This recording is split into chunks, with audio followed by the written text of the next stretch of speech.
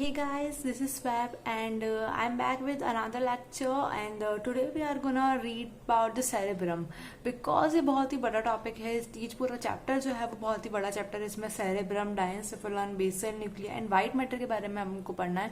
तो सबसे पहले हम सेरेब्रम कवर करेंगे and itself cerebrum is also a big topic in it, so I will cover in parts. This one is the part 1 जिसमें हम cover करेंगे सेरेब्रल के एक्सटर्नल फीचर्स उसके और उसके functional areas of the cerebrum along with its functions.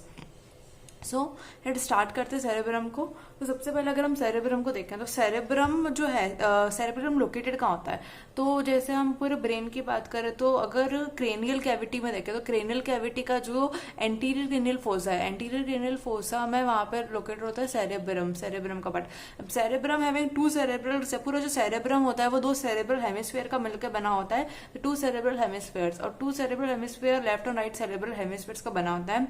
And जो दोनों आपस में सेपरेट होते हैं बाय उनके बीच में जो लाइक दो सेरेब्रल हेमिस्फीयर्स है, तो दो सेरेब्रल हेमिस्फीयर के बीच में जो है वो it is the longitudinal fissure and वहां पे प्रेजेंट होता है द लेटरल वेंट्रिकल।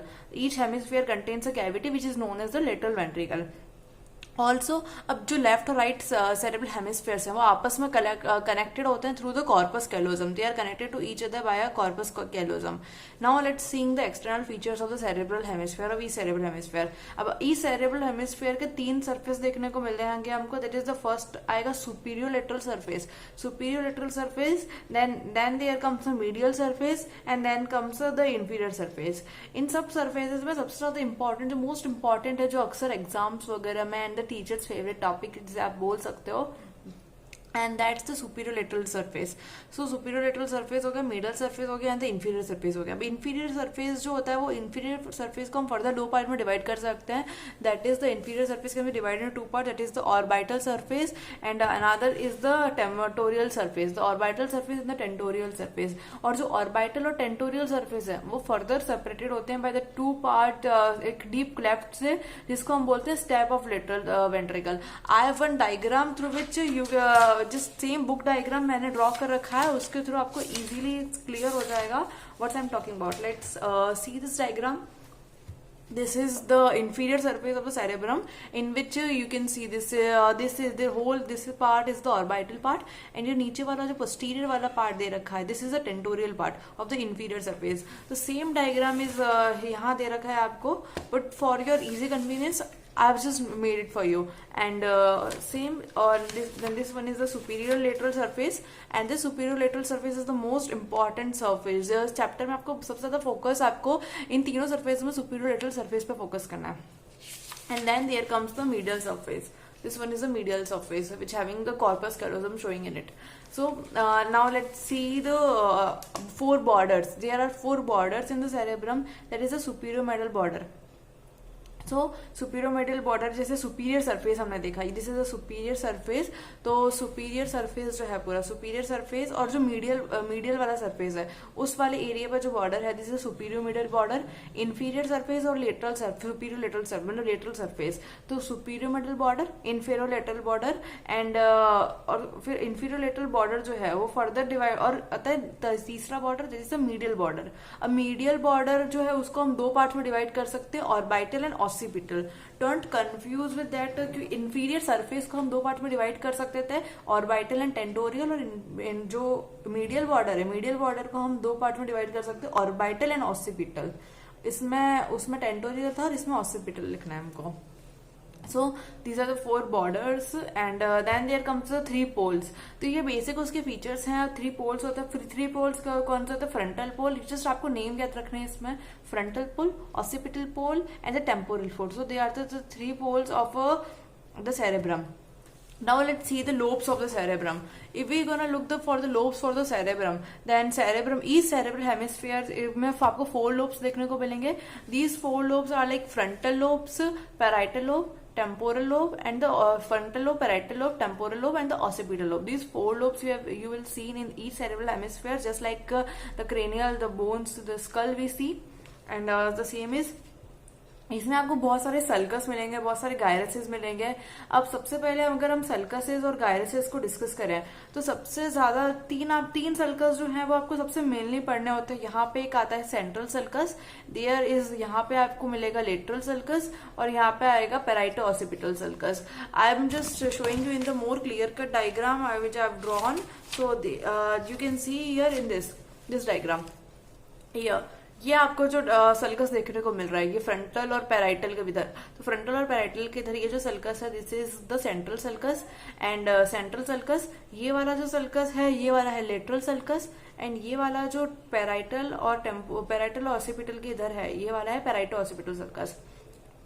ये सल्कसेस एंड अ पर्टिकुलर लोब्स में कुछ थोड़े बहुत सल्कस और भी होते हैं। अब इन सल्कसेस को हम डिस्कस करते हैं। अब पैराइटल, अब ये है सेंट्रल सल्कस। अब सेंट्रल सल्कस से जस्ट पहले वाला जो सल्कस होगा, what is that? It's a pre central sulcus. Central sulcus से पहले वाला प्री सेंट्रल सल्कस।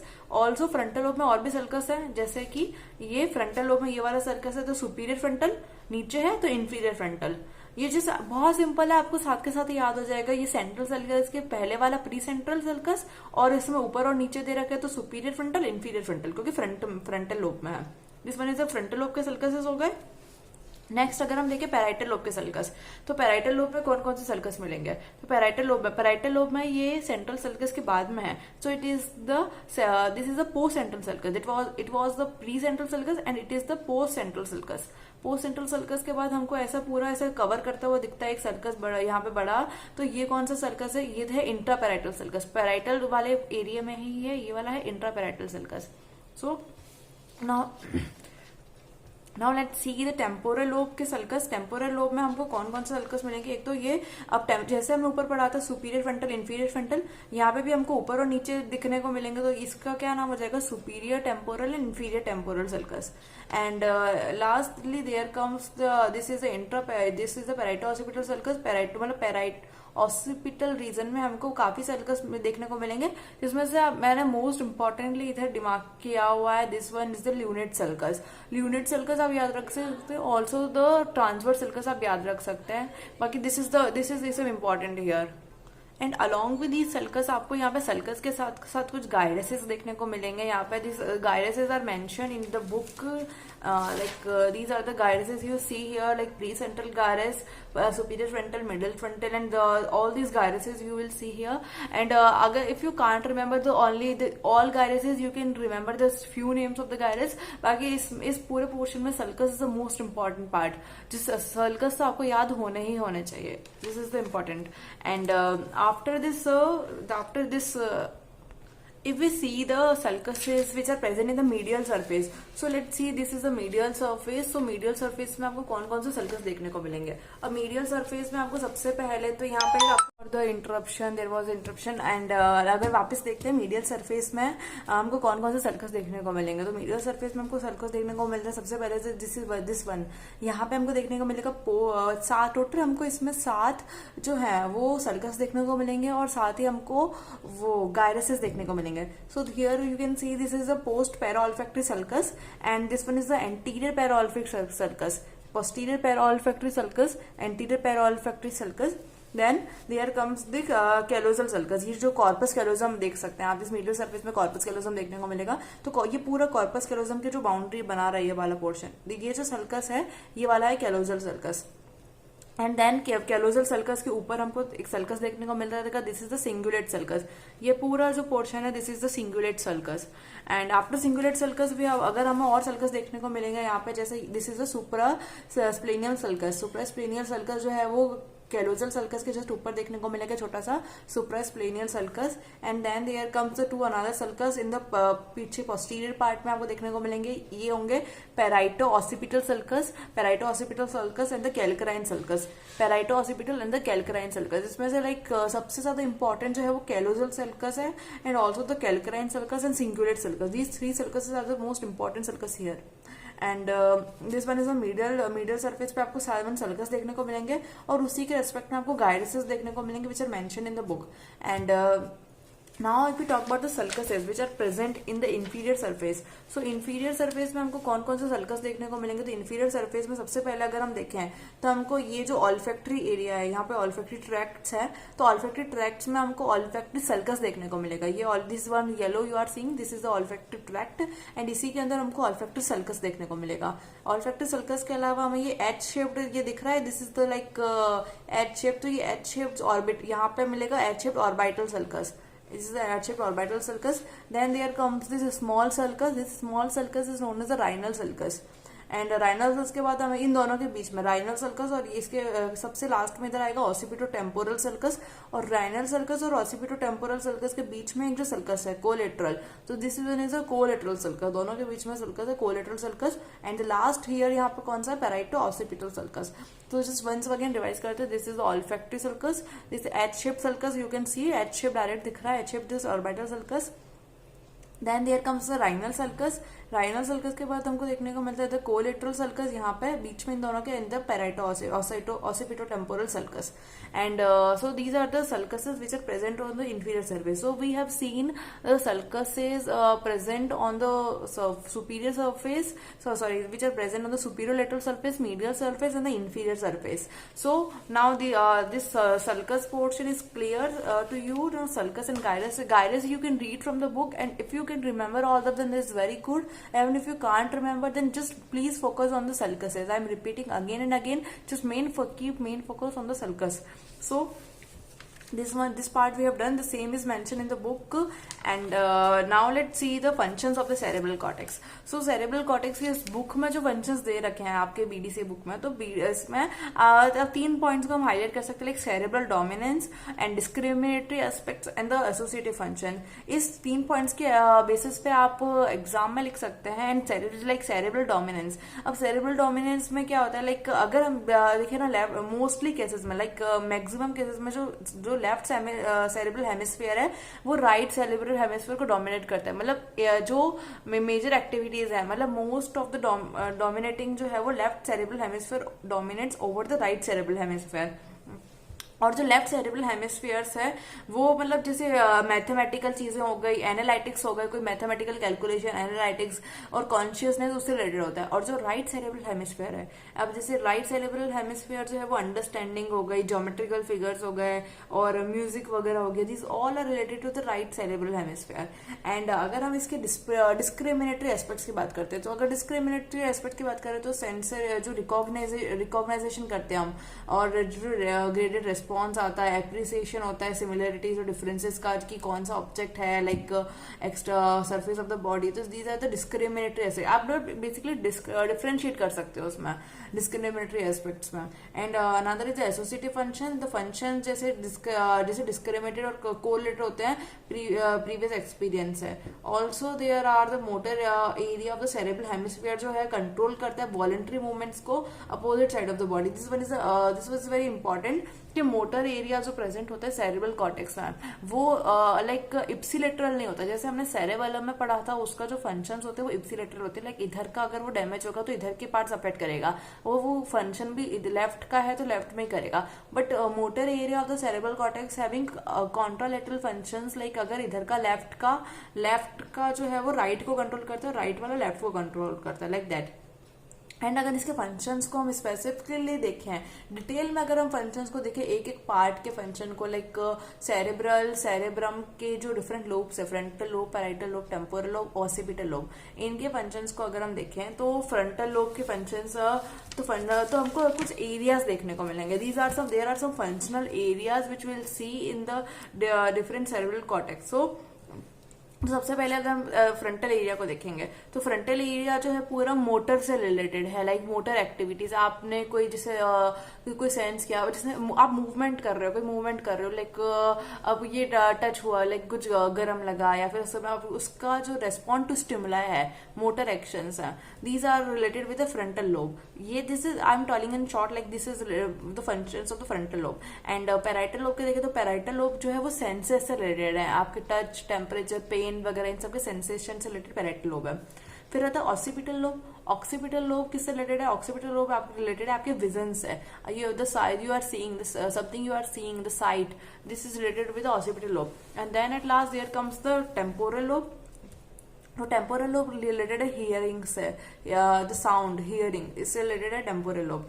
सो अब पर्टिकुलर हर लोब में भी डिफरेंट एरियाज होते हैं. वो डिफरेंट एरिया जो है उनका नंबर दे रखा है और उन नंबर के अकॉर्डिंग उनका नंबर दे रखा है और ऑल्सो उनके फंक्शंस होते हैं पर्टिकुलर. तो हम उनको इन एरियाज को हम डिटेल में पढ़ते हैं. Like if I just tell you about the areas, so these are the different areas you will see. Like see, this one is the different areas you will see in a तो frontal lobe. frontal lobe में आपको सबसे पहले मिलेगा motor area. अब motor area, तो frontal lobe में हमको देखने को मिलता है मोटर एरिया. तो मोटर एरिया का एरिया नंबर है 4. तो फ्रंटल लोब, ये this is the frontal lobe. Frontal lobe में हमको मोटर एरिया नंबर 4 यहाँ देखने को मिलता है. And then there comes a premotor area. Premotor area is the area number 6.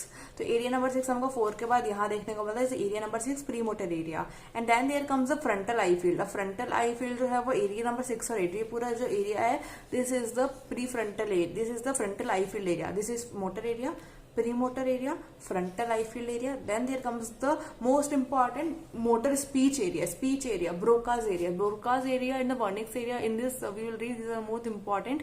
So Broca's area में हम देखते हैं Broca's area. What is Broca's area? जो स्पीच से रिलेटेड है, लाइक स्पीच से रिलेटेड, लाइक बोलने में हेल्प करता है. जैसे आपकी मूवमेंट्स हो गई, like when you are speaking, तो जो मसल्स मूव कर रहे हैं उस ड्यूरेशन उस टाइम पे, तो वो वाली जो है this is related to the motor area, this is related to the Broca's area. And the areas number assigned to it are the 44 and the 45.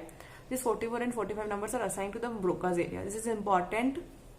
And then there comes a prefrontal area. So prefrontal area जो है वो area number जो है 9, 10 and 11. This 9, 10, 11 area are included in the prefrontal area. ये तो हो गए frontal lobes के एरिया. अब देखते हैं पैराइटल लोब के एरिया. तो पैराइटल लोब में हमको देखने को मिलता है, पैराइटल लोब सेंस से रिलेटेड है, सेंस से रिलेटेड है. तो सेंस जो है वो 1 to 3, तो 1 to 3 एरियाज आ जाएंगे. This are the sensory area, somesthetic area भी बोल सकते हैं इसको. एंड दूसरे आते हैं पैराइटल एरिया. पैराइटल एरिया कौन सा? These are the area number 5 और एरिया नंबर 7. ये आते हैं parietal area. Parietal area are the area number 5 and the area number 7. Then there comes the another area. तो ये वाला है, this is the Wernicke's area. Again this is the 40 area number 40. This is very important, Wernicke's area. Wernicke's area आप इसको relate करके देखेंगे, मेरे साथ याद करेंगे तो आपको याद हो जाएगा. It's not so tough, it's not too tough like आपको एरिया नंबर याद नहीं हो. So this is the Wernicke's area. Wernicke's area area number 40. और हमने देखा था ब्रोकास एरिया 44, 45 ऐसा. This is the area of the front, this parietal lobe. Now let's see the some areas of the temporal lobe. Temporal lobe में हमको कौन कौन से एरिया देखने को मिलेंगे? हमको एक तो ऑडिटो सेंसरी एरिया देखने को मिलेगा जो है 41 और 42. यहाँ पे हमको कौन सा देखने को मिलेगा? ऑडिटो सेंसरी, जिससे आपकी वर्ड जो सुनने में हेल्प करता है आपकी, ऑडिटो सेंसरी एरिया देखने को मिलेगा यहाँ पे 41 और 42. और उसके अलावा हमें यहाँ पे एक और हेल्प में मिलेगा एरिया जो ऑडिटोरी में भी हेल्प करेगा आपकी. And that is the audito psychic area. एक तो आएगा ऑडिटो सेंसरी. ऑडिटो सेंसरी मतलब मेन एरिया है जो हियरिंग के लिए रेस्पॉन्सिबल है. उसके पैरेलल में एरिया जो हेल्प करता है, उसको असिस्ट करता है, and that is audito psychic. Audito sensory 41, 42 and audito psychic जो है वो area number 22. So these are the areas of the temporal lobe. Now let's see the last area. This is the area this is the of occipital lobe. So occipital lobe मतलब हमारे उसके vision से related है. तो vision से related उसमें आपको different area देखने को मिलेंगे, like visuo sensory area and visuo psychic. जैसे हमने टेम्पोरल में पढ़ा था विजुओ और टेम्पोरो, लाइक हमने ऑडिटो सेंसरी पढ़ा था जो मेन था. ऑडिटो साइकिक जो एरिया था वो जो था वो उसका असिस्ट करता है उसमें. लाइक सेम ऑसिपिटल लोब में विजुओ सेंसरी एरिया जो है वो मेन एरिया है. Like this is the area number 17 जो मेन विजन में रेस्पॉन्सिबल और जो असिस्ट करते हैं उनको. And these are the area number 18 and area number 19. So these are the areas which are present in the frontal, parietal, temporal and the occipital lobe. So I think this may clear to you. If you have any doubts in that, then you can just ask me in the comment section. So we have read the functional areas of the cerebral cortex, also the functions of the cerebrum.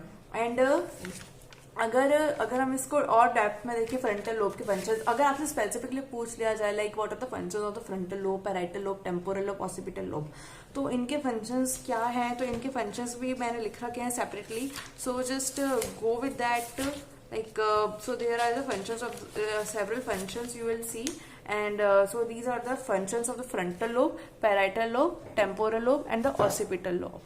तो frontal lobe जो होता है वो हमारा किससे related होता है, पूरा फ्रंटल लोब मोटर एरिया होता है, और मोटर एरिया हमारा रिलेटेड होता है थिंकिंग, प्लानिंग से, इमोशन से, डिसीजन से. अब आपको लग रहा होगा ये इतने सारे जो एरियाज हैं ये सब मिक्स हो जाएंगे, तो I would trick for you, इन सबकी सेपरेटली ट्रिक्स हैं. तो लाइक फ्रंटल लोब, और फ्रंटल लोब के फंक्शंस याद करने की क्या ट्रिक है, तो फ्रंटल लोब के फंक्शंस आप याद कर सकते हैं. लाइक इसका निमोनिक मैंने बनाया है, फ्रंट में रहना है तो इमोशन से नहीं, थिंकिंग, प्लानिंग से डिसीजन लेने पड़ते हैं.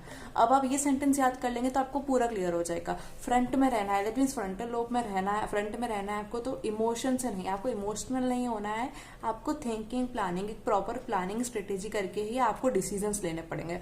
सो इससे आपके 3 फंक्शंस क्लियर हो जाएंगे फ्रंटल लोब के. सेम हम इस ट्रिक्स के साथ याद करेंगे इसको पैराइटल लोब के फंक्शंस, टेम्पोरल लोब के, ऑसिपिटल लोब के फंक्शन.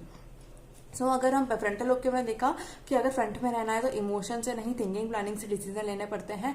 एंड पैराइटल लोब का अगर देखें फंक्शंस, तो पैराइटल लोब के अगर फंक्शंस देखें तो पैराइटल लोब में का ये काफी अजीब निमोनिक बनाया है, बट इस सारे फंक्शंस क्लियर हो रहे हैं इसमें.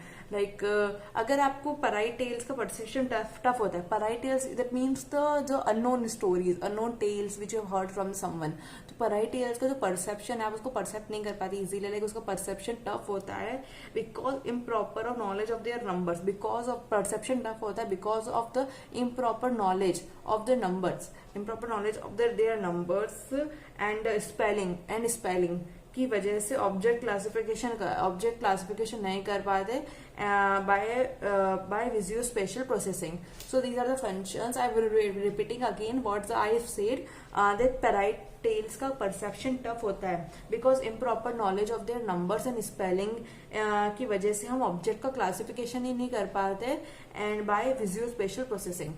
सो these are the functions of the parietal lobe. Now let's see the functions of the temporal lobe. So temporal lobe की अगर functions देखें तो temporal lobe के लिए mnemonic I have made like my temper increases when I can't hear the speech you said. I understand the facial recognition and language, but of ये memory. तो इसको कैसे याद रखेंगे, लाइक माई टेम्पर, मेरा temper increase हो जाता है जब भी लाइक मैं तुम्हारी स्पीच नहीं सुन पाता हूँ, like I can't hear your speech, I understand your language, I am just getting what you are saying, I am understand your facial recognisation, मुझे आपका फेशियल रिकॉग्नाइजेशन भी समझ में आ रहा है, आपकी लैंग्वेज भी समझ में आ रही है, but this whole is my कम्बख्त मेमोरी, दिस उफ memory. So this one is a sentence for the temporal lobe. Now let's see the sentence for the occipital lobe. Occipital lobe का भी हमने काफी अजीब सा ही बनाया है निमोनिक. लाइक ऑसिपिटल लोब को आई हैव लर्न लाइक ऑक्सीप्रिटी है, उसका cerebellum balancing and coordination state में है, फिर भी वो विजुअल प्रोसेसिंग अच्छे से कर लेती है एंड गुड विजन से कलर आइडेंटिफिकेशन भी. इसका मतलब लाइक ऑक्सी जो है, ऑक्सी प्रिटी है, लाइक एक बंदी ऑक्सी है वो बहुत प्रिटी है, लाइक बट वो is a baby girl, and अभी उसका जो सेरेबेलम है वो डेवलपिंग स्टेट में है, तो cerebellum balance and coordination state में है. इवन आफ्टर उसको सेरेबेलम डेवलपिंग और कोऑर्डिनेशन स्टेट में, फिर भी वो विजन जो है, फिर भी उसको वो विजुअल प्रोसेसिंग अच्छे से कर लेती है और गुड विजन के साथ कलर आइडेंटिफिकेशन भी कर लेती है. So these are the functions of the occipital lobe. I hope अगर आप मुझे लकी ना मुझे कि अगर आप निमोनिक्स के साथ याद करोगे तो आई थिंक आपको फंक्शंस में कंफ्यूजन नहीं होगा, बिकॉज निमोनिक्स बनाने में भी काफी टाइम लगता है. तो if you like that mnemonics and please drop a comment regarding those mnemonics in the comment section. It's my request if you like such. And also the functions of cerebral cortex we have already read that cerebral dominance, the left cerebral hemisphere dominates over the right cerebral hemisphere. Also the discriminatory aspects we have seen, also the associative functions. सब combine करके भी लिख सकते हैं, and separately अगर आप लिखें then it's create a very good impression on the teacher or the examiner of taking your viva or something. So these are the functions of the cerebrum, and this is the we have covered all this. इस part 1 में हमने cover कर लिया उनके surfaces, external features cover कर लिए, उसके superior lateral surface, medial surface cover कर लिया, उनके फंक्शंस कवर कर लिए, also the functional areas cover कर लिए हमने. and the sulcuses, and gyruses. I'm still saying, like, if you can remember all these gyruses, it's very good. If you can't, just keep go with some names, they're almost same. Like precentral के साथ में precentral gyrus है, superior frontal के साथ superior frontal gyrus है, almost same ही है. तो आपको कोई, it's not a big issue to remember all the gyruses. So I think it's आपको क्लियर हो गया होगा. So let's keep studying. Bye. And if you have any doubts, then ask me in comment section or at Instagram. Bye bye. Keep studying.